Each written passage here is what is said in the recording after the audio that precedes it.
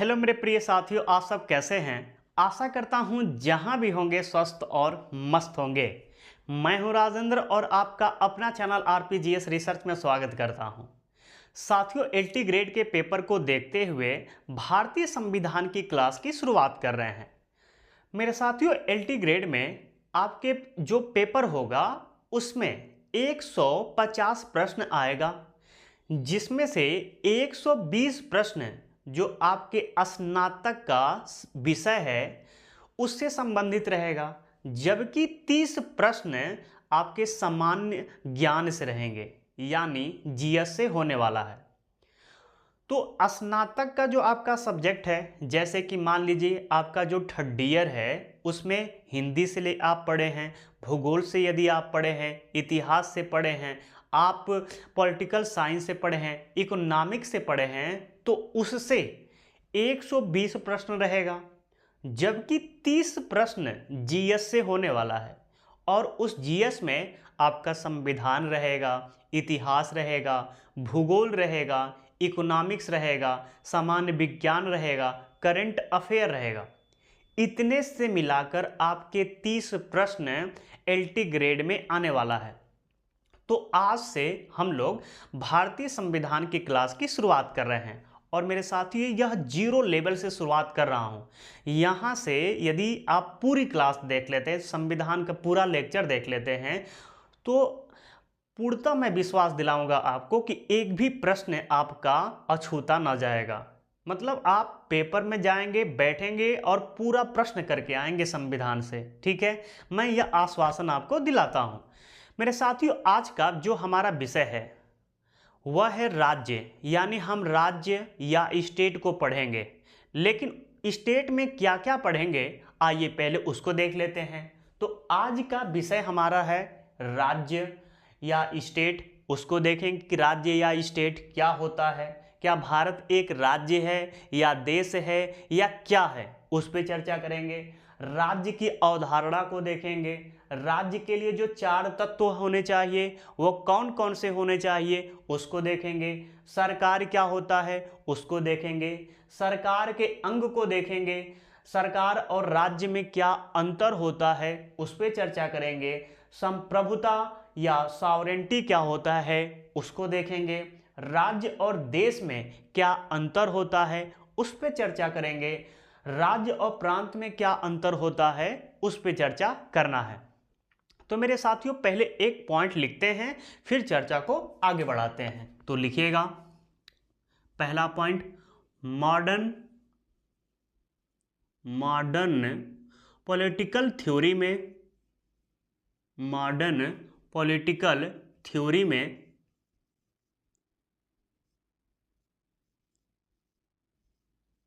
Modern political theory में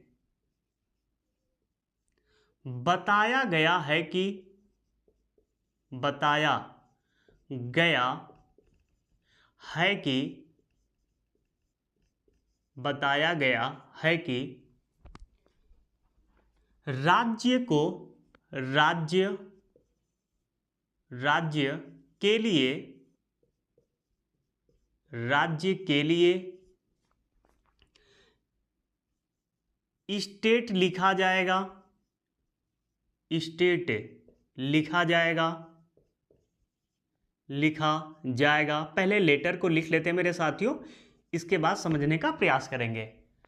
राज्य के लिए स्टेट लिखा जाएगा, जबकि जबकि जो सिद्धांतगत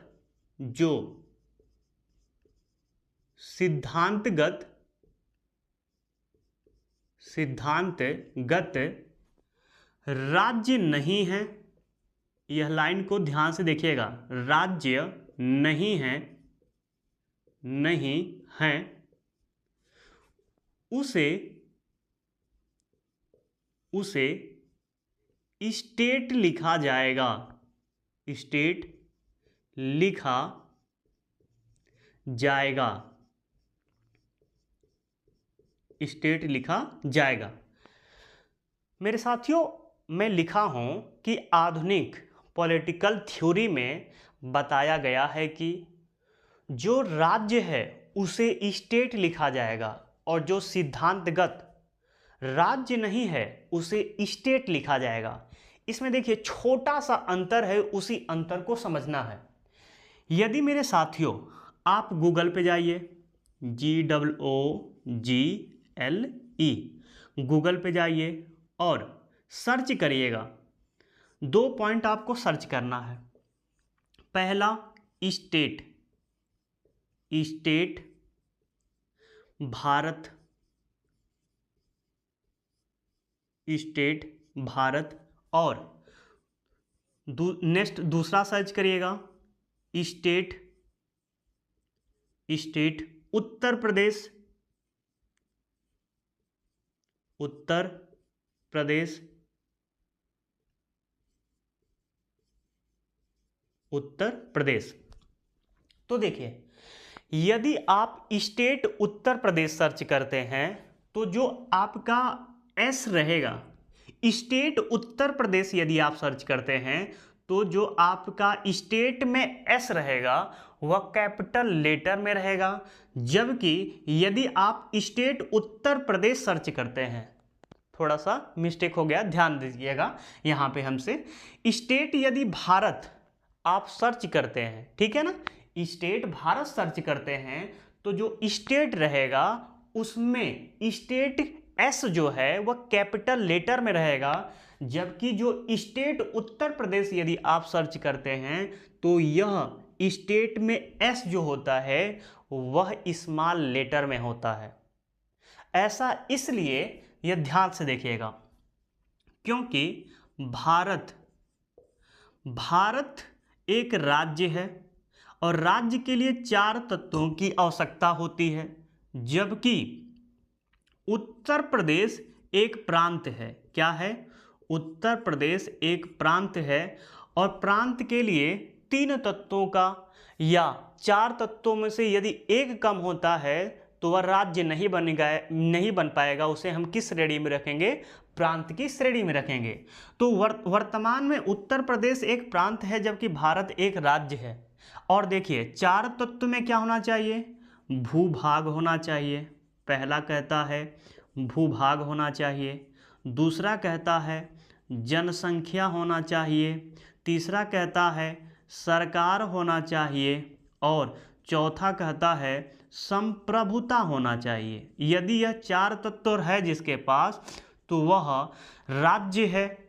जबकि अब देखेंगे क्या उत्तर प्रदेश के पास भूभाग है? तो भाई भूभाग है और यह भारत में चौथे स्थान पे आता है। जनसंख्या है तो भाई उत्तर प्रदेश के पास भी जनसंख्या है। भारत में सबसे अधिक जनसंख्या किस प्रांत में है? तो आपके उत्तर प्रदेश में। क्या उत्तर प्रदेश में आपका सरकार है? तो भाई बिल्कुल है। जबकि संप्रभुता है तो नहीं है। बस केवल एक तत्व उत्तर प्रदेश के पास नहीं है इसलिए यह प्रांत है, जबकि राज्य के पास 4 तत्व है। इसलिए यह अंतर्राष्ट्रीय दृष्टि से, कौन सी दृष्टि से? अंतर्राष्ट्रीय, यह ध्यान रखिएगा, अंतर्राष्ट्रीय दृष्टि से यह क्या है? राज्य है। तो कोई आपसे पूछे कि अंतर्राष्ट्रीय दृष्टि से भारत क्या है, देश है या राज्य है, तो आप क्या बताएंगे? भारत एक राज्य है। ठीक है। भौगोलिक दृष्टि से भारत एक देश है। तो आइए एक बार रिपीट कर देता हूं, ध्यान से देखिएगा। मॉडर्न है क्या? मॉडर्न पॉलिटिकल थ्योरी में बताया गया है कि राज्य के लिए स्टेट शब्द लिखा जाएगा, जो सिद्धांतगत राज्य नहीं है उसे स्टेट लिखा जाएगा। मैं बोला हूं साथियों कि गूगल पे जाइएगा और सर्च करिएगा स्टेट भारत। जब स्टेट भारत यदि आप सर्च करेंगे तो एस जो है भारत में, यदि आप सर्च करते हैं तो स्टेट में जो एस रहेगा यह कैपिटल अक्षर में रहेगा, कैपिटल लेटर में रहेगा। जबकि ऐसा इसलिए क्योंकि भारत एक राज्य है। पाकिस्तान, यदि पाकिस्तान सर्च करेंगे स्टेट पाकिस्तान, तो स्टेट जो रहेगा पाकिस्तान से सटा हुआ, यदि आप सर्च करते हैं तो जो स्टेट में एस रहेगा यह भी कैपिटल लेटर में ही रहेगा। जबकि आप स्टेट उत्तर प्रदेश सर्च करते हैं तो स्टेट एस जो है वह स्मॉल लेटर में रहेगा। स्टेट मध्य प्रदेश यदि आप सर्च करते हैं तो स्टेट जो है उसमें एस जो है स्मॉल लेटर में रहेगा। ऐसा इसलिए क्योंकि उत्तर प्रदेश, मध्य प्रदेश, बिहार एक प्रांत है, ठीक है, जबकि भारत आपका पाकिस्तान, चीन, नेपाल, भूटान, बांग्लादेश, मालदीव, ठीक है, अफगानिस्तान, ठीक है, रूस, जितने भी देश हैं 195 देशों की बात कर रहा हूं, वह सभी क्या हैं, एक राज्य हैं, क्योंकि उनके पास यह चार तत्व है। जैसे भारत के पास यह चार तत्व है, वैसे ही 195 जो देश हैं, जो भौगोलिक दृष्टि से देश कहा जाता है, उनके पास यह चार तत्व है। इसलिए उनको अंतर्राष्ट्रीय स्तर पे क्या कहा जाता है, राज्य कहा जाता है। तो ध्यान रखिएगा। तो एक बात मैं दोबारा बोलूँगा कि आप गूगल पे जाइएगा और सर्च करिएगा स्टेट भारत, ठीक है, तो उसमें स्टेट भारत में जो स्टेट का पहला अक्षर रहेगा एस, वह कैपिटल लेटर में रहेगा। जबकि आप गूगल पे जाके सर्च करेंगे स्टेट उत्तर प्रदेश तो स्टेट में जो एस रहेगा वह स्मॉल लेटर में रहेगा मेरे साथियों। ऐसा इसलिए क्योंकि भारत एक राज्य है। क्यों राज्य है? क्योंकि अंतर्राष्ट्रीय स्तर पे यह चार तत्वों को लागू फॉलो कर लेता है, जबकि उत्तर प्रदेश के पास संप्रभुता नहीं है, इसके पास 3 ही तत्व है, जबकि भारत के पास 4 तत्व है। इसलिए भारत एक राज्य है। इसलिए जब आप स्टेट भारत सर्च करते हैं तो स्टेट का जो पहला अक्षर एस रहता है वह कैपिटल लेटर में रहता है, जबकि उत्तर प्रदेश यदि आप जाके स्टेट उत्तर प्रदेश यदि आप सर्च करते हैं तो स्टेट का जो एस रहता है वह स्मॉल लेटर में रहता है। ध्यान दीजिएगा इस साथियों, इस बात को। छोटा सा एक मैटर था। अब आते हैं तो देख लिए कि राज्य क्या है। अब आते हैं नेक्स्ट आपके नेक्स्ट विषय पे, और नेक्स्ट हमारा स्टेट पढ़ चुके हैं। आज का नेक्स्ट हमारा दूसरा है राज्य की अवधारणा। अब इसको देखते हैं, राज्य की अवधारणा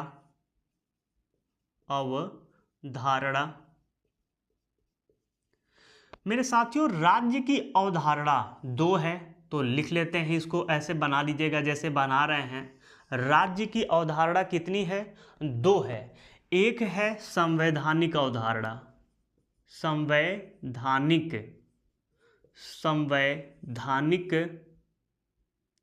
अवधारणा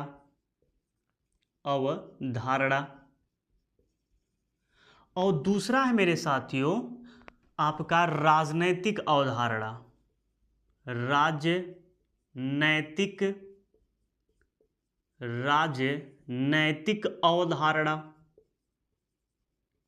अवधारणा। ठीक है। संवैधानिक अवधारणा कहने का मतलब यह है कि जो संविधान में लिखा गया है, ठीक है, तो राज्य की अवधारणा, राज्य की परिभाषा भारतीय संविधान के एक अनुच्छेद में मिलता है जिसका नाम है अनुच्छेद 12।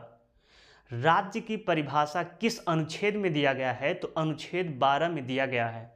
और राज्य के अंतर्गत क्या कौन कौन शामिल है, यह अनुच्छेद 12 यदि आप पढ़ेंगे तो पता चलेगा कि राज्य के अंतर्गत कौन कौन सी संस्थाएं या कौन कौन से व्यक्ति शामिल होते हैं। तो ध्यान रखिएगा इसमें, ठीक है, कौन कौन से तत्व शामिल होते हैं। अनुच्छेद 12 के तहत राज्य की परिभाषा दिया गया है, और अनुच्छेद 12 जो है मेरे साथियों यह आपका मौलिक अधिकार के अंतर्गत आता है, क्योंकि मौलिक अधिकार भाग 3 में है और भाग 3 का संबंध अनुच्छेद 12 से लेकर अनुच्छेद 35 तक है। और मौलिक अधिकार का पहले ही अनुच्छेद है राज्य की परिभाषा, और राज्य की परिभाषा में आप पढ़ेंगे तो संसद के जो तीनों संघ के संसद हैं, राज्य के विधानमंडल हैं, जो आपके स्थानीय स्तर पे नगर पालिका होता है या नगर पंचायत होते हैं, उनको शामिल किया गया है। कुछ जो प्राइवेट संस्थाएं हैं उन्हें भी शामिल किया गया है, जैसे यूपीएससी है, आपका एलआईसी है, बीएसएनएल है, ठीक है, आपका विश्वविद्यालय है। इसके अतिरिक्त यदि आप देखेंगे तो राष्ट्रीयकृत बैंक है। ये सभी राज्य के परिभाषा के अंतर्गत आते हैं। तो मेरे साथियों, जब हम मौलिक अधिकार पढ़ेंगे तो अनुच्छेद 12 को पढ़ेंगे। हमें पढ़ना क्या है? राजनैतिक अवधारणा। तो इसको देखते हैं। हमें आज पढ़ना है राजनैतिक अवधारणा को। तो लिखिएगा, अंतर्राष्ट्रीय स्तर पर, अंतर्राष्ट्रीय स्तर पर यह मान्य है, यह मान्य है, मान्य है। यह तो संवैधानिक अवधारणा है। यह तो हम लेके चलते हैं कि इसमें किन तत्वों को शामिल करना है। तो जो जिस देश का संविधान है, उस देश का संविधान अपने अनुसार अपने संस्थाओं को राज्य के अंतर्गत शामिल कर सकता है। जबकि यह राजनीतिक जो अवधारणा है, यह कैसा अवधारणा है? अंतर्राष्ट्रीय अवधारणा है। तो इसमें कोई राज्य अपना हस्तक्षेप नहीं कर सकता है कि नहीं, मैं अपने अनुसार यह नियम बनाऊंगा। यहाँ पे बना सकता है किस संस्था को इसमें शामिल करना है, किस संस्था को शामिल नहीं करना है, कितने तत्व यदि मिलेंगे तो उस राज्य का परिभाषा का निर्माण होगा। यह वह राज्य कर सकता है जिस राज्य का संविधान बन रहा हो, ठीक है। जबकि यह नहीं किया जा सकता। यह अंतर्राष्ट्रीय स्तर पे यह मान्य किया जाता है। और अंतर्राष्ट्रीय स्तर पे कहता है कि राज्य उसे कहेंगे जहां पे 4 तत्व पाए जाते हैं। तो ध्यान रखिएगा, राज्य के निर्माण के लिए, राज्य के निर्माण के लिए 4 तत्व आवश्यक है, आवश्यक है। तो ये ध्यान दीजिएगा, कितने तत्व की आवश्यकता है? 4 तत्व। तो मेरे साथियों, राज्य की अवधारणा भी देख लिए। अब आते हैं तीसरे विषय पे, राज्य के लिए 4 तत्व। तो यहाँ पे हेडिंग बना लेते हैं, तीसरा, राज्य के लिए 4 तत्व। अब देखते हैं कि राज्य के लिए कौन कौन से वह 4 तत्व होने चाहिए कि भारत एक राज्य बनेगा, ठीक है। तो राज्य के लिए कौन कौन से 4 तत्व होने चाहिए? पहला, भूभाग होना चाहिए, भूभाग होना चाहिए। दूसरा कहता है मेरे साथियों, जनसंख्या होना चाहिए, जनसंख्या होना चाहिए। तीसरा कहता है मेरे साथियों कि सरकार होना चाहिए। क्या होना चाहिए? सरकार होना चाहिए। और चौथा कहता है संप्रभुता, संप्रभुता होना चाहिए, ठीक है। अब आइए, तो राज्य के लिए 4 तत्व होना अनिवार्य है। जिसके पास ये 4 तत्व है उसे राज्य कहेंगे अंतर्राष्ट्रीय स्तर पर। जिसके पास ये 4 तत्व नहीं है उसे राज्य की श्रेणी में नहीं रखा जाएगा। क्या भारत के पास भूभाग है? तो मेरे साथियों, भारत के पास भूभाग है, और कितना है? 32,87,263 वर्ग किलोमीटर है। तो यह तो आपका मिल रहा है, भूभाग है भारत का एक। क्या भारत के पास जनसंख्या है? तो बिल्कुल है मेरे साथियों। भारत पूरे विश्व में जनसंख्या के हिसाब से चौथा स्थान रखता है, तो प्रथम स्थान रखता है। क्या भारत के पास सरकार है? तो भारत के पास सरकार भी है। भारत के पास क्या संप्रभुता है? तो भारत के पास संप्रभुता भी है। तो मेरे साथियों, ये ध्यान रखिएगा, भूभाग है 32,87,263 वर्ग किलोमीटर भी है। और मान लीजिए आप देखते होंगे कि भारत का नक्शा कुछ ऐसा है, दक्षिण भाग देखेंगे तो एक कीपाकार है और यह कीपाकार पूर्व में बंगाल की खाड़ी से लगा है और पश्चिम में अरब सागर से लगा है और दक्षिण में आपके हिंद महासागर से सटा हुआ है। तो इसे हम बोलते हैं प्रायद्वीपीय। जो तीन ओर से जल से घिरा होता है उसे हम प्रायद्वीपीय कहते हैं। तो भारतीय यह अंतर्राष्ट्रीय स्तर पे नियम बनाया गया है कि जो जो राज्य समुद्र के तट के किनारे होंगे उनका अधिकार समुद्र में कितने नाटिकल तक अधिकार होगा, तो 15 नाटिकल तक उस राज्य का समुद्र में अधिकार होगा। तो भारत का अधिकार समुद्र में अंतर्राष्ट्रीय स्तर से कितना नाटिकल है, तो 15 नाटिकल दिया गया है। यह ध्यान में रखने वाली बात है। यहाँ से प्रश्न बनता है कि अंतर्राष्ट्रीय स्तर पर राज्य का अधिकार समुद्र में कितना होता है। 12 nautical, 13 nautical, 14 nautical, 15 nautical, 16 nautical, 17 nautical, 18 nautical, ऐसे कुछ भी आपका विकल्प दे सकता है। तो ध्यान रखिएगा कितना नाटिकल, 15 नाटिकल। मेरे साथियों यह ध्यान रखिएगा समुद्र की जो लंबाई हो नाटिकल से मापी जाती है। ठीक है। जनसंख्या में जानते हैं कि जनसंख्या में भारत प्रथम स्थान पे आ गया है, जबकि दूसरे स्थान पे अब चीन चला गया है। हमें समझना है सरकार और संप्रभुता को, लेकिन जगह की कमी के कारण इसको मिटाना पड़ेगा, तब हम समझेंगे सरकार और क्या है, सरकार और राज्य में क्या अंतर है और सरकार के जो अंग हैं वह कौन कौन से हैं। चलिए तो लिखते हैं सरकार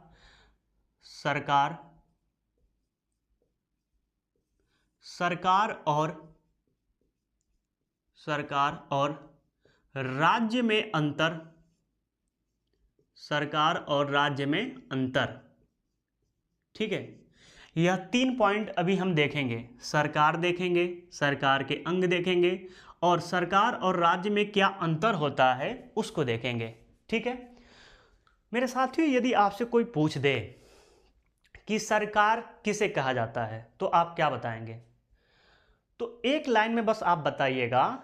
यदि आप मास्टर बनने वाले हैं तो सरकार के बारे में पता होना चाहिए, क्योंकि कोई भी तो बच्चा पूछ सकता है कि सर जी इतनी है बताई ना कि सरकार क्या होता है, तो क्या बताएंगे? यह प्रश्न बन सकता है।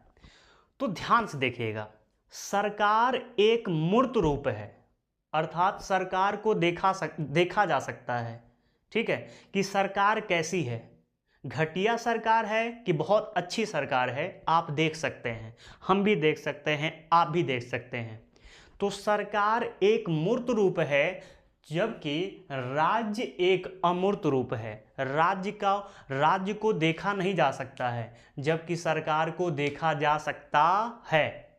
एक तो पॉइंट यह बना। दूसरा, सरकार अस्थाई है। ठीक है।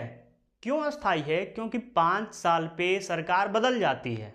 आप नए सरकार को चुन सकते हैं। यदि घटिया सरकार है तो अच्छी सरकार चुनिए। ठीक है। और अच्छी सरकार है तो बार बार उसी सरकार को चुनिए। लेकिन जो आपका राज्य है यह अस्थाई नहीं है, यह अस्थाई है। यह नहीं है कि आज हम भारत के नागरिक हैं तो कल हम पाकिस्तान के नागरिक हो जाएंगे, परसों हम बांग्लादेश के नागरिक हो जाएंगे, चौथे वर्ष हम अमेरिका के नागरिक हो जाएंगे। ऐसा कुछ नहीं होता है। ठीक है। राज्य अस्थाई है जबकि सरकार अस्थाई है। एक तो पॉइंट यह बन जाएगा। तीसरा पॉइंट, सरकार का आकार मेरे साथियों छोटा है, जबकि राज्य का जो आकार है यह बहुत ही बड़ा है। ठीक है। तो यह 3 पॉइंट पहले लिखिएगा, तब इसके सरकार के कितने अंग होते हैं उसको देखेंगे। ठीक है। पहला पॉइंट लिखिएगा, सरकार लिखिएगा। सरकार एक मूर्त रूप है, एक मूर्त रूप है, जबकि राज्य एक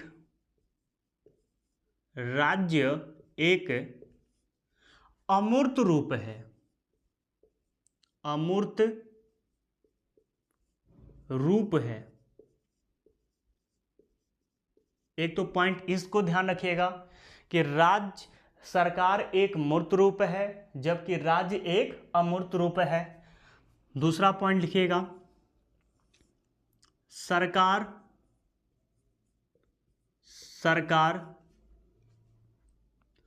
अस्थाई है, सरकार अस्थाई है,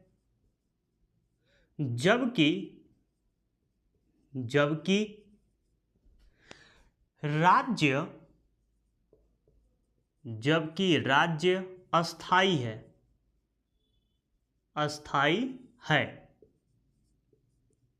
अस्थाई है। तीसरा पॉइंट लिखिएगा,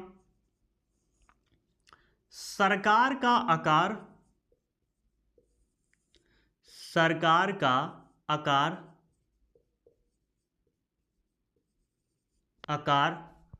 छोटा है, जबकि राज्य का आकार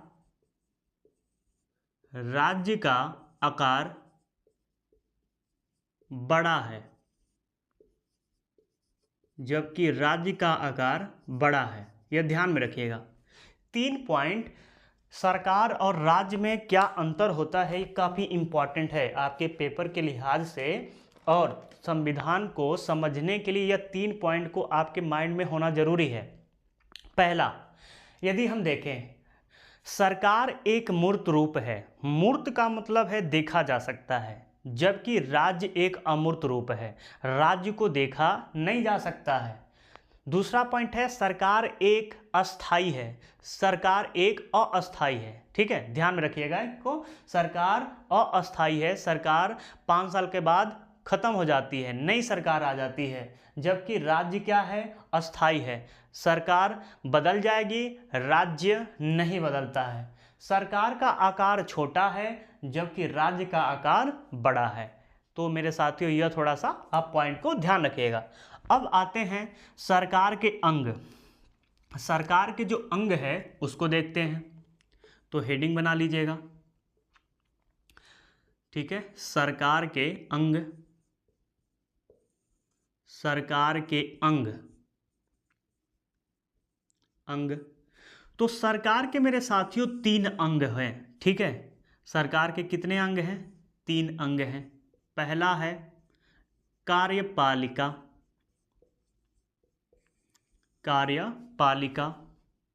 दूसरा अंग है विधायिका,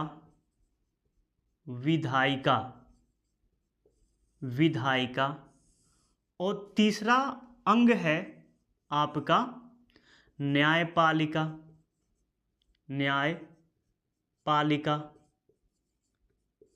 और चौथा अंग माना जाता है, यह ध्यान रखिएगा, चौथा अंग यह माना जाता है, चौथा अंग माना जाता है किसे? प्रेस को, प्रेस यानी मीडिया को माना जाता है। हमें ध्यान देना है ये 3 अंगों पे। ठीक है, यह तो माना जाता है, लेट मी, जैसे आप मैथ पढ़ते हो ना, तो मान लिया जाए, तो ऐसे मान लिया जाता है, यह चौथा स्तंभ माना जाता है, लेकिन सरकार के 3 ही अंग है। ठीक है, पहला है कार्यपालिका, दूसरा है विधायिका और तीसरा है न्यायपालिका। इनके पहले कार्य पे चर्चा करते हैं कि यह कार्य क्या करते हैं। कार्य, ठीक है, कार्य। तो सबसे पहले हम विधायिका को देखते हैं। इसका कार्य होता है विधि का निर्माण करना, विधि का निर्माण करना।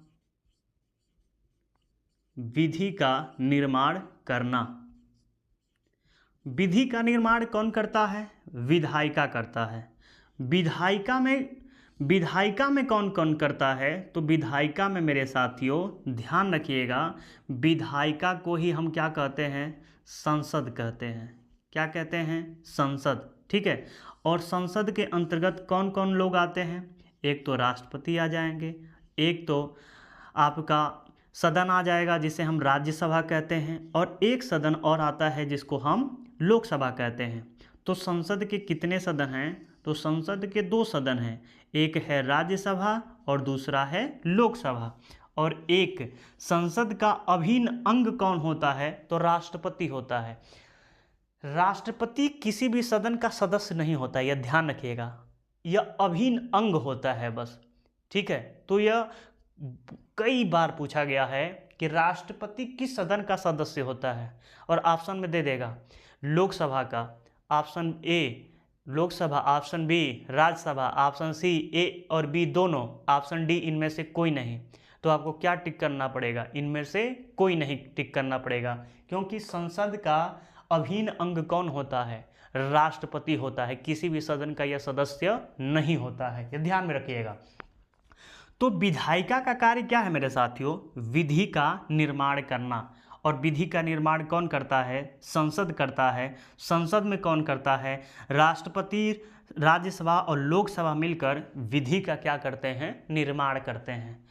अब विधि का तो निर्माण हो गया, इनका संचालन कौन करेगा? मतलब विधियों का यदि लागू कर दिए तो यह विधि व्यक्ति को कोई पालन कर रहा है कि नहीं कर रहा है, यह पालन करने की जिम्मेदारी, ठीक है, किसके पास होती है? तो कार्यपालिका के पास होता है।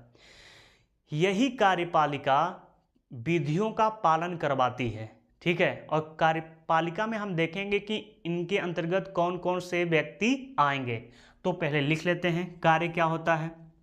विधियों का, लिखिएगा, विधियों का पालन करवाना।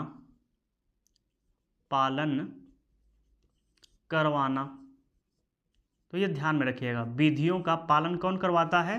आपका कार्यपालिका करता है, ठीक है, ध्यान में रखिएगा। इसको मैं मिटा दे रहा हूं थोड़ा सा क्योंकि जगह कम बच रहा है। न्यायपालिका का कार्य क्या होता है? विधि का उल्लंघन करने पर, विधि का उल्लंघन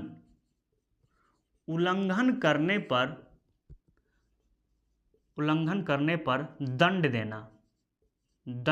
देना, ठीक है। तो विधि का निर्माण करना विधायिका करती है, विधियों का पालन करवाना कार्यपालिका करती है, जबकि विधि का उल्लंघन करने पर दंड देना कौन करता है? न्यायपालिका करता है। अब देखते हैं कार्यपालिका के अंतर्गत कौन कौन लोग आते हैं। तो मेरे साथियों, कार्यपालिका को 2 भागों में बांट देते हैं हम, आसानी से सरल ढंग से समझने के लिए इसे 2 भाग में बांट देते हैं। एक आपका राजनैतिक कार्यपालिका, राजनैतिक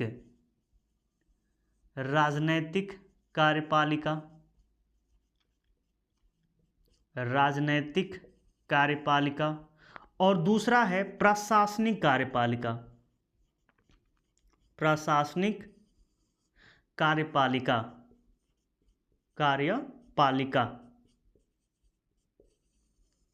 जो राजनैतिक कार्यपालिका है मेरे साथियों, यह अस्थायी है, मतलब यह समय समय पर बदलती रहती है, जबकि प्रशासनिक जो कार्यपालिका है यह अस्थायी है, यह बदलती नहीं है, लंबे समय के बाद बदलती है, ठीक है, बदलती है लेकिन लंबे समय के बाद बदलती है। राजनैतिक कार्यपालिका में कौन आएंगे? आपके राष्ट्रपति आएंगे, उपराष्ट्रपति आएंगे, इसके अतिरिक्त महान्यायवादी भारत का प्रथम विधि अधिकारी होते हैं, ध्यान रखिएगा, इसको कई बार पूछा गया है महान्यायवादी के बारे में। इसके अतिरिक्त प्रधानमंत्री भी राजनैतिक कार्यपालिका के अंतर्गत आते हैं, ठीक है। इसके अतिरिक्त मंत्रिपरिषद,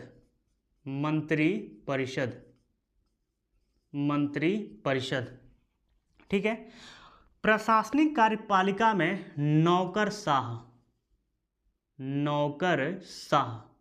नौकरशाह का मतलब जो IPS हों, IAS हों और इनके कर्मचारी हों, इनके कर्मचारी, चपरासी भी चलेंगे, सभी कार्यपालिका के अंग होते हैं। ठीक है, तो कार्यपालिका जो विधियों का पालन करवाना, राजनीतिक कार्यपालिका और प्रशासनिक कार्यपालिका, इनका दायित्व तो बनता है कि जो विधि का निर्माण विधायिका की है उसका पालन करवाना। किनकी जिम्मेदारी है? कार्यपालिका का। कार्यपालिका को दो भागों में बांटे हैं, एक है राजनीतिक कार्यपालिका और दूसरा है प्रशासनिक कार्यपालिका। राजनीतिक कार्यपालिका जो है वह राष्ट्रपति, उसमें राष्ट्रपति, उपराष्ट्रपति, महान्यायवादी, प्रधानमंत्री, मंत्रिपरिषद है। जबकि प्रशासनिक कार्यपालिका जो है वह अस्थाई है, नौकरशाह, जिसमें आईएएस, पीसीएस उसके कर्मचारी आते हैं। इसके अतिरिक्त विधायिका हम देखे हैं कि विधायिका में ही संसद आता है और संसद 3 लोगों से मिलकर बनता है, राष्ट्रपति, राज्यसभा और लोकसभा से मिलकर बनता है। ठीक है, और मेरे साथियों इसमें आएंगे सुप्रीम कोर्ट, सुप्रीम कोर्ट के बाद आपका डिस्ट्रिक्ट कोर्ट, सुप्रीम कोर्ट के बाद आपका हाई कोर्ट और हाई कोर्ट के बाद आपका डिस्ट्रिक्ट कोर्ट आता है। और चौथा अंग मेरे साथियों प्रेस या मीडिया को माना जाता है, जो अनुच्छेद 19 से संबंधित है। ठीक है ना, 19 से संबंधित है। जब आप 19 पढ़ेंगे तो उसमें अनुच्छेद 19 में आपको कुल 7 अधिकार दिए गए थे, लेकिन 44वें संविधान संशोधन 1978 के तहत आपका संपत्ति के अधिकार को समाप्त कर दिया गया है। तो उसमें आपके अर्थात 19 में आपके कुल 6 अधिकार वर्तमान में हैं। उन 6 अधिकार में से जो पहला आपका अधिकार है वाक्य एवं अभिव्यक्ति की स्वतंत्रता, उसी में आपकी प्रेस की स्वतंत्रता या मीडिया की स्वतंत्रता दिया गया है और इसे सरकार का चौथा स्तंभ माना जाता है। ध्यान रखिएगा इस बात को, कई बार पूछा गया है प्रेस या मीडिया का अधिकार किस अनुच्छेद के तहत दिया गया है, तो अनुच्छेद 19। और अनुच्छेद 19 के अंतर्गत पूछे तो क्लॉज 1 सब क्लॉज ए के अंतर्गत दिया गया है। ठीक है, यह ध्यान में रखिएगा। तो एक बार मैं रिपीट कर देता हूं, यदि आपको कहीं दिक्कत हो तो देख लीजिएगा। ठीक है, हम देख रहे थे सरकार और राज्य में अंतर। सरकार एक मूर्त रूप है, यानी सरकार को देखा जा सकता है, जबकि राज्य एक अमूर्त रूप है, यानी राज्य को नहीं देखा जा सकता है। अमूर्त का मतलब होता है नहीं देखना। ठीक है, तो राज्य को नहीं देखा जा सकता है। सरकार अस्थायी होती है, जबकि राज्य अस्थायी होता है। सरकार 5 वर्ष के बाद बदल जाएगा, जबकि राज्य नहीं बदलेगा। सरकार का आकार छोटा होता है, जबकि राज्य का आकार बड़ा होता है। सरकार के अंग में हम 3 अंग देखे हैं। पहला कार्यपालिका होता है, दूसरा विधायिका होता है, तीसरा न्यायपालिका होता है। कार्यपालिका का कार्य होता है विधियों का पालन करवाना, विधायिका का कार्य होता है विधियों का निर्माण करना और न्यायपालिका का कार्य होता है विधि का उल्लंघन पर दंड देना। चौथा अंग हम प्रेस या मीडिया को मानते हैं। मेरे साथियों, इसके बाद हम देखे हैं कार्यपालिका को 2 भागों में बांटे हैं। एक है राजनैतिक कार्यपालिका और दूसरा है प्रशासनिक कार्यपालिका। जो राजनैतिक कार्यपालिका है वह अस्थायी है, जबकि प्रशासनिक जो कार्यपालिका है वह अस्थायी है। राजनीतिक कार्यपालिका में राष्ट्रपति, उपराष्ट्रपति, महान्यायवादी, प्रधानमंत्री और मंत्रिपरिषद को शामिल किया जाता है, जो 5 साल के बाद यह बदल जाएंगे। जबकि प्रशासनिक कार्यपालिका अस्थायी होता है, यह बदलते लंबे समय में हैं। इनमें नौकरशाह जैसे आईएएस और पीसीएस और उनके कर्मचारी को शामिल किया जाता है। तो मेरे साथियों, यह है राज्य और सरकार में अंतर। सरकार क्या होता है उसको देख लिए, और सरकार के जो 3 अंग हैं, जो मोस्टली जो कहा जाता है कि 3 अंग हैं, उसको देख लिए, प्लस एक घलुआ जिसको बोलते हैं चौथा अंग।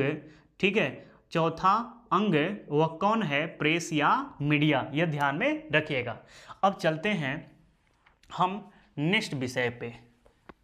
तो हम आज तो हम लोग बहुत अच्छा कवर किए हैं। मेरे साथियों, यदि आपको समझ में आए तो लाइक कर दीजिएगा वीडियो को, क्योंकि मेरा तात्पर्य है आपको समझाना।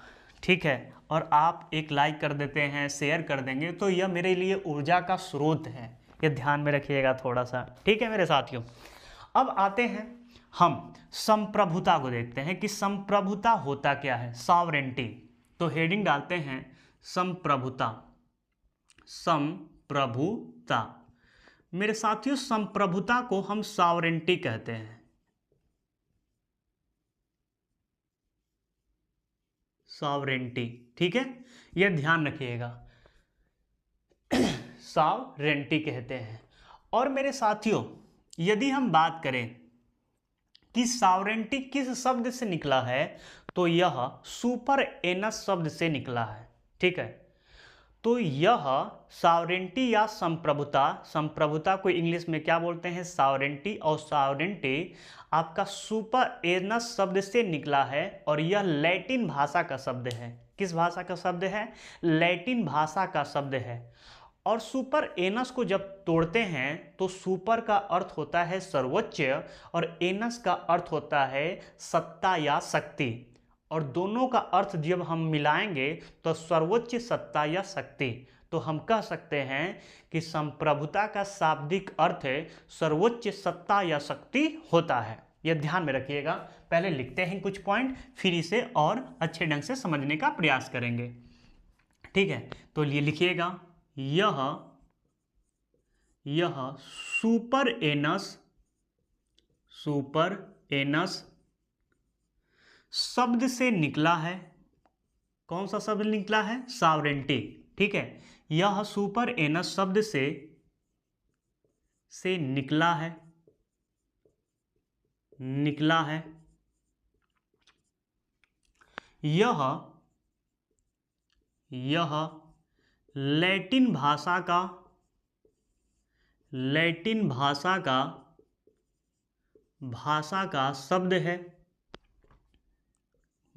का शब्द है, ठीक है। अब देखिए सुपर एनस शब्द को हम दो भागों में तोड़ते हैं तो क्या अर्थ निकलता है, ठीक है। सुपर एनस, इसको दो भागों में तोड़िए, सुपर और एनस, तो एक तरफ हो जाएगा सुपर और दूसरी तरफ हो जाएगा एनस। मेरे साथियों सुपर का अर्थ यदि आप देखें, सुपर का अर्थ, तो इसका अर्थ निकलेगा सर्वोच्च, और एनस का यदि आप अर्थ देखते हैं तो इसका अर्थ होता है शक्ति या सत्ता, ध्यान में रखिएगा, शक्ति या सत्ता, आपका सत्ता। और दोनों को यदि आप मिला के पढ़ें तो क्या हो जाएगा, सर्वोच्च सत्ता या शक्ति, ठीक है। तो मेरे साथियों कोई आपसे पूछे कि संप्रभुता का शाब्दिक अर्थ क्या होता है, तो क्या बताएंगे, सर्वोच्च सत्ता या शक्ति। तो लिख लेते हैं एक पॉइंट, ये बहुत ही इंपॉर्टेंट है, कभी भी पूछा जा सकता है पेपर में, ठीक है। तो ध्यान रखिएगा, लिखिएगा, संप्रभुता का शाब्दिक अर्थ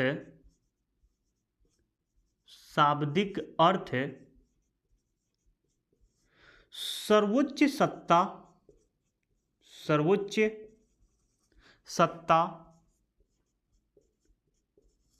या शक्ति होता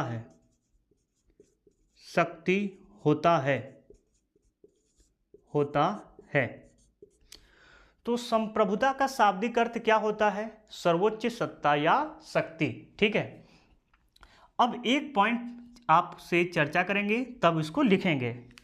मेरे साथियों अभी देखे हैं, शुरू में ही देखे हैं कि भारत के पास 4 तत्व है, जबकि उत्तर प्रदेश के पास, मध्य प्रदेश के पास, अरुणाचल प्रदेश के पास, राजस्थान के पास, गुजरात के पास, महाराष्ट्र के पास, या जितने भी 28 राज्य हैं उनके पास संप्रभुता नहीं है।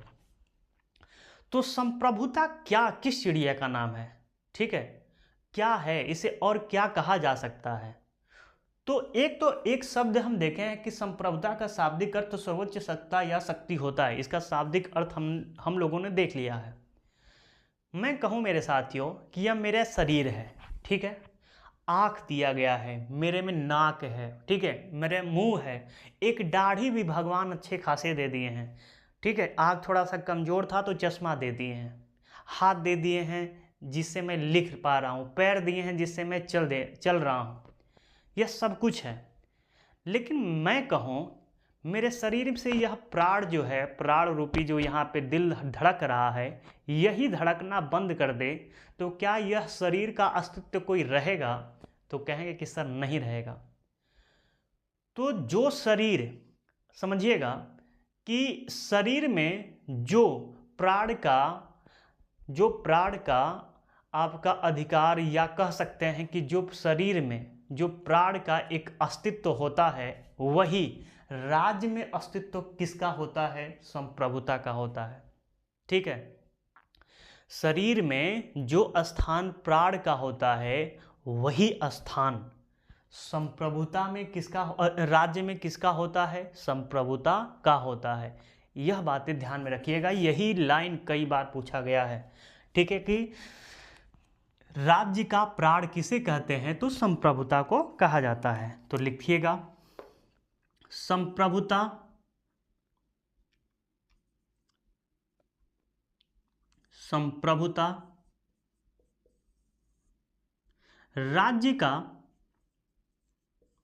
राज्य का एक अनिवार्य तत्व है, एक अनिवार्य तत्व है।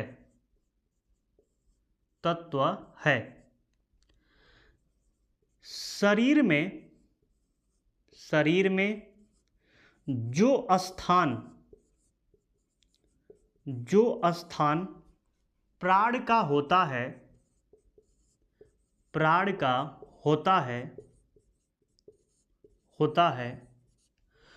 वही स्थान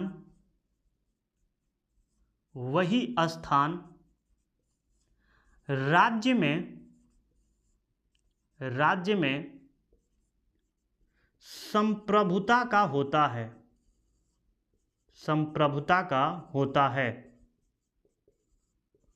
होता है। ठीक है, एक पॉइंट और लिखते हैं। संप्रभुता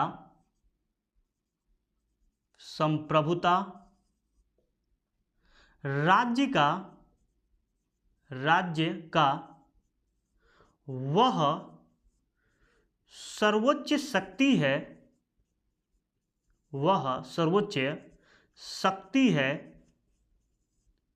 शक्ति है जिसके आधार पर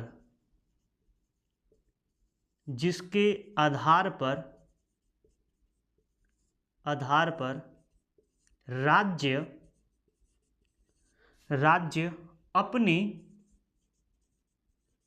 अपनी आंतरिक निर्णय और बाह्य निर्णय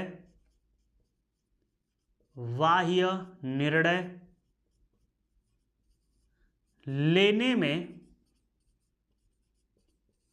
स्वतंत्र होता है। तो मेरे साथियों, यह जो तीसरा पॉइंट है ये काफ़ी इंपॉर्टेंट है, यह ध्यान में रखने वाली बात है आपको। ठीक है, यह ध्यान में रखिएगा आप। क्या है?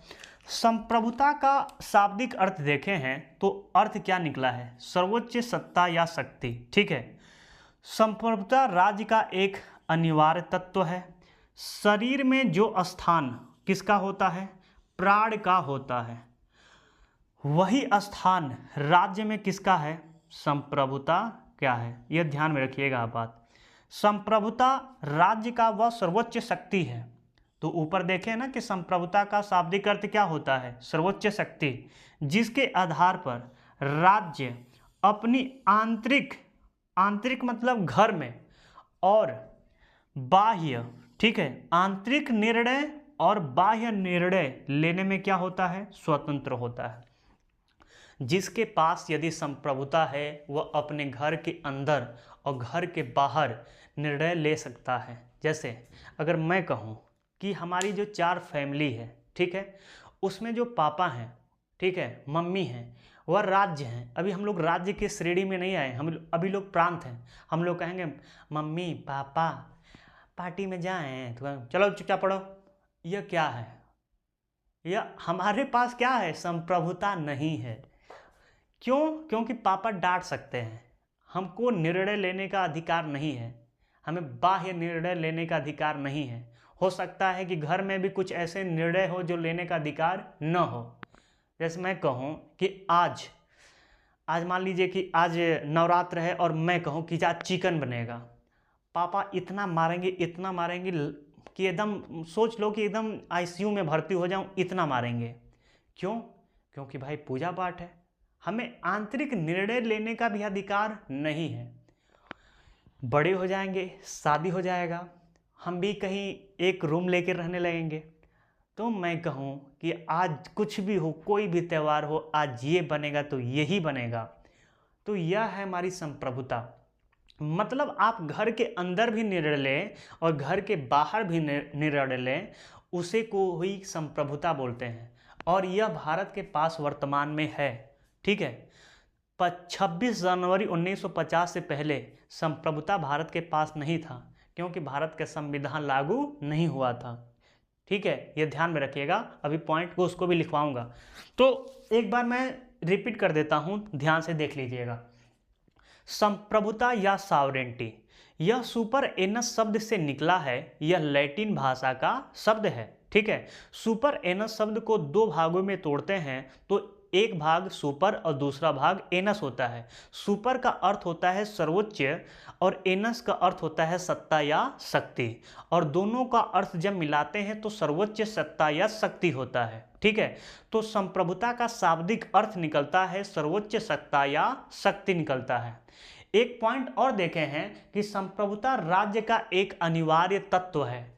ठीक है, शरीर में जो स्थान प्राण का होता है वही स्थान राज्य में संप्रभुता का होता है। यानी इस शरीर रूपी में से यदि आपका प्राण निकल जाए तो इस शरीर का कोई अस्तित्व नहीं रहेगा। उसी तरह राज्य में से यदि संप्रभुता निकल जाता है तो किसी भी राज्य का अस्तित्व नहीं बचेगा। इसलिए संप्रभुता या सॉवरेंटी को राज्य का आत्मा या प्राण कहा जाता है। यही पेपर में पूछता है, इस बात को ध्यान में रखिएगा आप। ठीक है, संप्रभुता राज्य का सर्वोच्च शक्ति है। ठीक है, जिसके आधार पर राज्य अपने घर के अंदर और अपने घर के बाहर निर्णय ले सकता है। तो इस बात को ध्यान में रखिएगा। संप्रभुता को राज्य का प्राण कहते हैं, यही कई बार पूछा गया है मेरे साथियों। तो इस पॉइंट को आप एकदम जहन में बैठा लीजिएगा। अब चलते हैं नेक्स्ट विषय की ओर। तो सॉवरेंटी भी देख लिए, संप्रभुता क्या होता है। अब देखते हैं राज्य और देश में अंतर। तो यह हमारा 8वां पॉइंट है। ठीक है, 8वां पॉइंट, राज्य और देश में अंतर। राज्य और देश में अंतर। मेरे साथियों, राज्य एक राजनीतिक अवधारणा है जबकि देश एक भौगोलिक अवधारणा है। कोई आपसे पूछे कि राज्य और देश में अंतर बताओ कि क्या अंतर है, तो सीधे आप मास्टर होने वाले हैं तो सीधे आप बताइएगा कि राज्य एक राजनीतिक अवधारणा है जबकि देश एक भौगोलिक अवधारणा है। ठीक है, पहला पॉइंट। दूसरा पॉइंट, राज्य सदैव स्वतंत्र होता है जबकि देश स्वतंत्र या परतंत्र हो सकता है। ठीक है, मतलब देश जो है वह आज़ादी भी हो सकता है या गुलाम भी हो सकता है, लेकिन जो राज्य है यह सदैव स्वतंत्र रहेगा। ठीक है, तो यह पहले 2 पॉइंट लिखते हैं तब तीसरे पॉइंट की ओर चलते हैं। तो लिखिएगा पहला पॉइंट, राज्य एक राजनीतिक अवधारणा है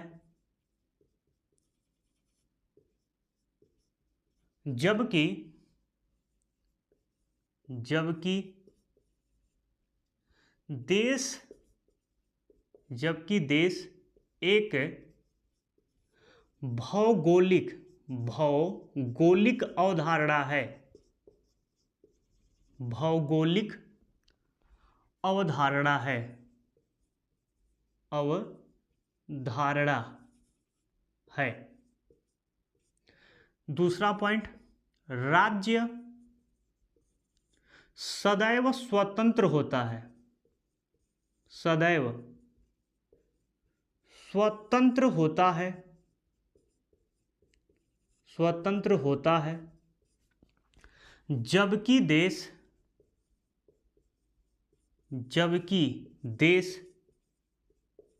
स्वतंत्र या परतंत्र हो सकता है, हो सकता है, हो सकता है। तीसरा पॉइंट, इसका उदाहरण पहले देख लीजिएगा, दूसरे का उदाहरण भारत।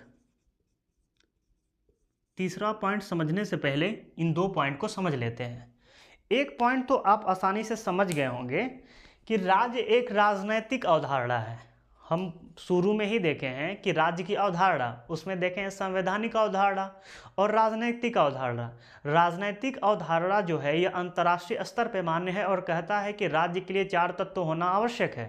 ठीक है, तो राज्य एक कैसा अवधारणा है? तो राजनीतिक अवधारणा है, जबकि देश कैसा अवधारणा है?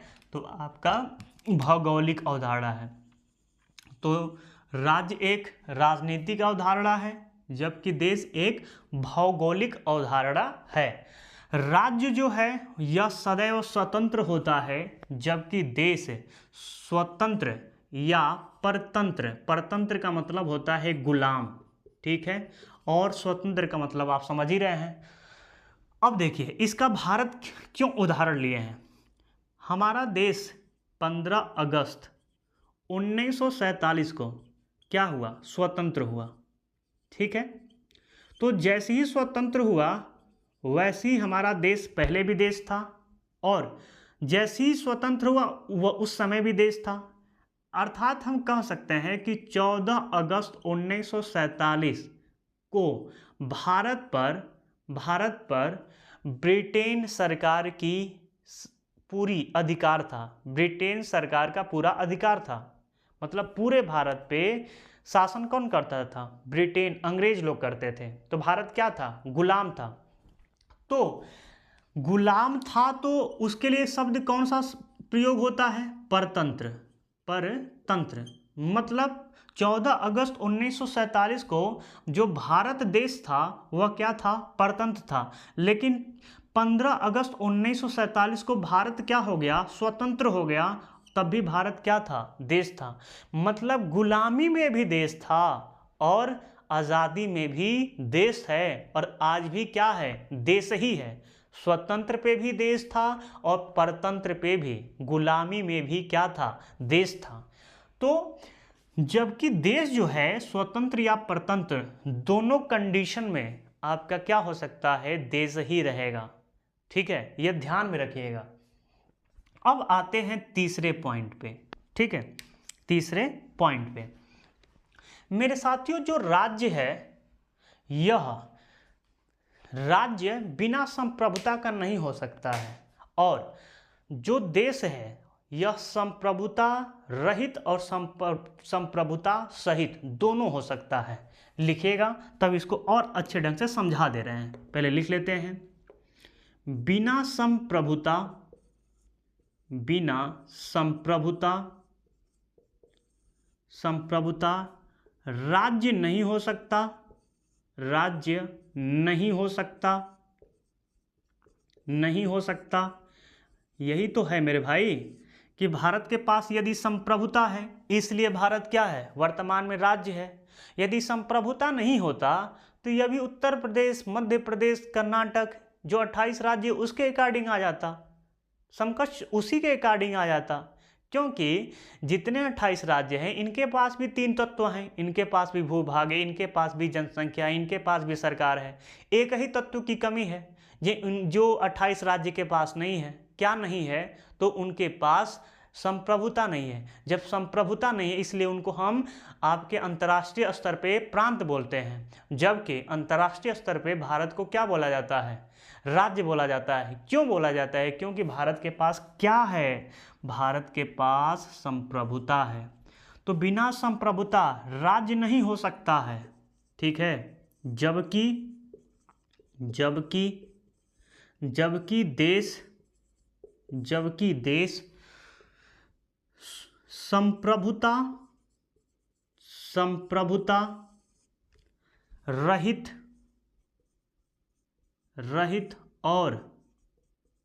और संप्रभुता सहित, और को हटा दीजिएगा, या कर लीजिए, संप्रभुता रहित या संप्रभुता सहित हो सकता है। इंक डाउन हो रहा है ना।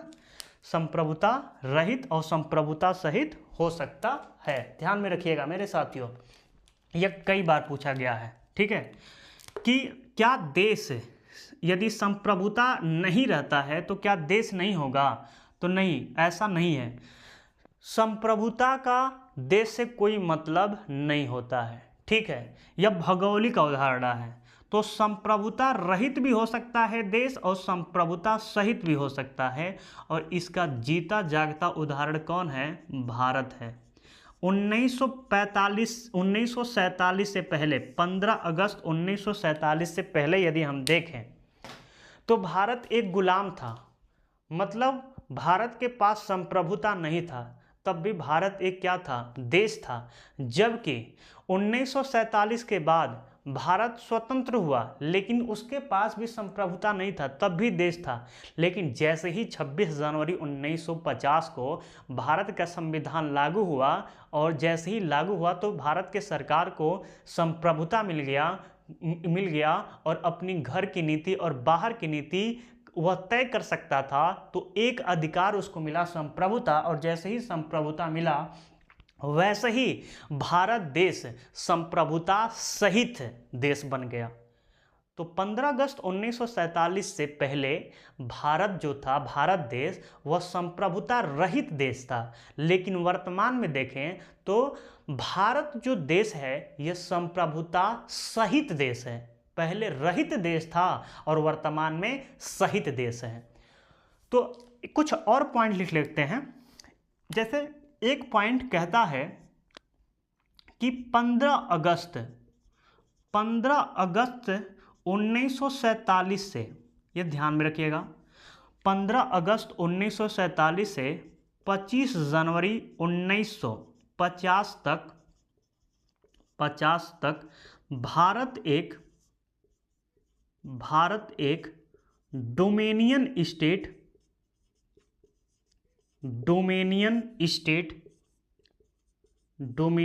स्टेट या अधिराज्य बना रहा। डोमिनियन स्टेट क्या होता है या अधिराज्य क्या होता है?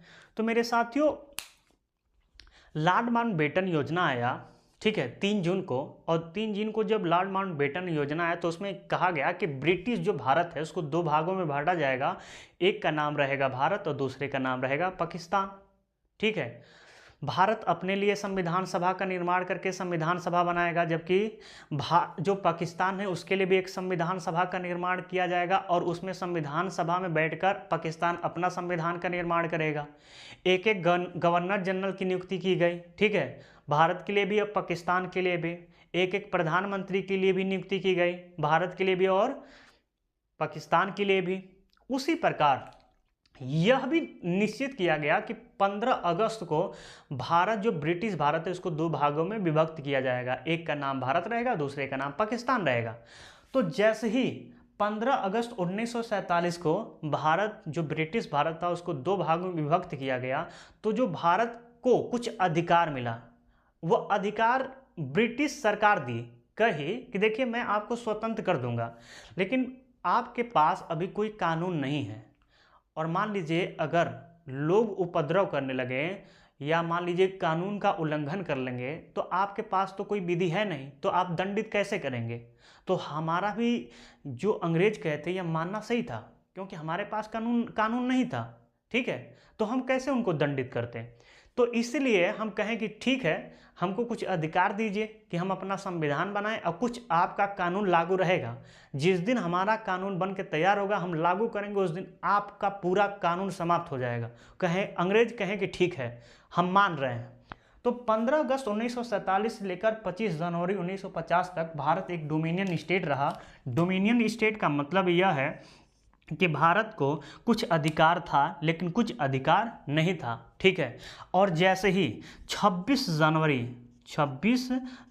1950 को भारत का कानून, भारत का संविधान लागू हुआ, भारत का संविधान लागू हुआ, उसी तरह पूरे भारत में एक लहर आ गया। वह लहर था संप्रभुता का, क्योंकि जो ब्रिटिश का कानून था वह पूर्णतः समाप्त हो गया और भारत का कानून पूरे देश में लागू हो गया। भारत का संविधान पूरे देश में लागू हो गया और भारत को, सरकार को एक अधिकार मिला, संप्रभुता का अधिकार। और संप्रभुता का अधिकार मिलते ही भारत की सरकार अपनी गृह नीति एवं बाह्य नीति का निर्धारण कर सकती थी।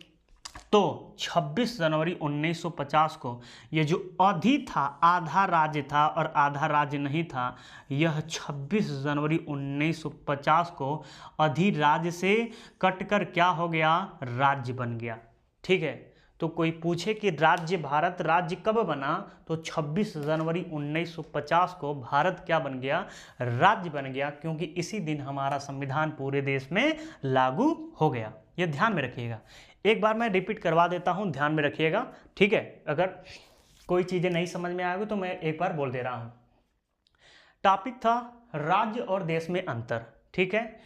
राज्य एक राजनीतिक अवधारणा है, जबकि देश एक भौगोलिक अवधारणा है, ठीक है। राज्य सदैव स्वतंत्र होता है, जबकि देश स्वतंत्र या परतंत्र हो सकता है। वह स्वतंत्र भी रहेगा या परतंत्र मतलब गुलाम भी हो सकता है। भारत, इसका उदाहरण क्या है, भारत 14 अगस्त 1947 को भारत परतंत्र था, यानी गुलाम था, फिर भी देश था, ठीक है। क्योंकि भौगोलिक दृष्टि से भारत स्वतंत्र में भी आपका देश रहेगा और परतंत्र में भी आपका देश रहेगा। बिना संप्रभुता का राज्य नहीं हो सकता है, जबकि देश संप्रभुता रहित और संप्रभुता सहित भी हो सकता है, ठीक है। 15 अगस्त 1947 से लेकर 25 जनवरी 1950 तक भारत एक डोमिनियन स्टेट था या अधिराज्य था, लेकिन 26 जनवरी को भारत का संविधान पूरे देश में लागू हो गया और लागू होते ही क्या हो गया, भारत एक राज्य बन गया, क्योंकि भारत को क्या प्राप्त हुआ, संप्रभुता। अब आते हैं आज का लास्ट विषय पे, जिसका है, विषय का नाम है राज्य और प्रांत में अंतर। राज्य और प्रांत में अंतर। मेरे साथियों, राज्य और प्रांत में अंतर हम दो भागों में इसको तोड़ के देखेंगे। एक तरफ लिख दे रहे हैं राज्य और दूसरी तरफ लिख रहे हैं प्रांत, ठीक है। राज्य बनने के लिए 4 तत्वों का होना आवश्यक है, ठीक है। इस पहला कहता है भूभाग होना चाहिए। दूसरा कहता है कि आपका जनसंख्या होना चाहिए। तीसरा कहता है सरकार होना चाहिए और चौथा कहता है संप्रभुता होना चाहिए। यदि यह 4 पॉइंट किसी के पास है तो उसे हम क्या कहेंगे, वह राज्य है, ठीक है। जबकि यदि इसका हम उदाहरण देखें, ठीक है, उदाहरण देखते हैं तो क्या भारत एक राज्य है, भारत एक राज्य है। पाकिस्तान एक राज्य है, क्या पाकिस्तान एक राज्य है, तो हाँ कहेंगे कि राज्य है। नेपाल क्या है, राज्य है, तो हाँ भैया राज्य है। क्या श्रीलंका एक राज्य है, तो श्रीलंका भी एक राज्य है। क्या भूटान एक राज्य है, तो भूटान भी एक राज्य है। बांग्लादेश क्या राज्य है, बांग्लादेश देश भी एक राज्य है क्योंकि उसके पास क्या है, ये 4 तत्व हैं। जबकि प्रांत में देखते हैं कि प्रांत में क्या भूभाग है, तो भूभाग भी है। जैसे हम उत्तर प्रदेश को ले लेते हैं, ठीक है, भूभाग है क्या उत्तर प्रदेश के पास, तो है, उत्तर प्रदेश के पास भूभाग है। जनसंख्या है, तो उत्तर प्रदेश के पास भी जनसंख्या है। क्या उत्तर प्रदेश के पास सरकार है, तो उत्तर प्रदेश के पास सरकार भी है। क्या उत्तर प्रदेश के पास संप्रभुता है, तो उत्तर प्रदेश के पास संप्रभुता नहीं है, जबकि सरकार है, जनसंख्या है, भूभाग भी है। इसलिए उत्तर प्रदेश को क्या हम बोलते हैं, प्रांत बोलते हैं। यदि उत्तर प्रदेश को संप्रभुता मिल जाता, एक तत्व मिल जाता, तो उत्तर प्रदेश भी राज्य बन जाता, मध्य प्रदेश भी एक राज्य बन जाता। जो 28 राज्य हैं आप देखेंगे, 28 राज्य के पास भूभाग है, जनसंख्या है, सरकार है, लेकिन एक तत्व नहीं है जिसका नाम क्या है, संप्रभुता। इसलिए इसे राज्य का क्या कहा जाता है, प्राण कहा जाता है। यह ध्यान में रखिएगा। तो एक पॉइंट नोट करके लिख लीजिएगा कि प्रांत के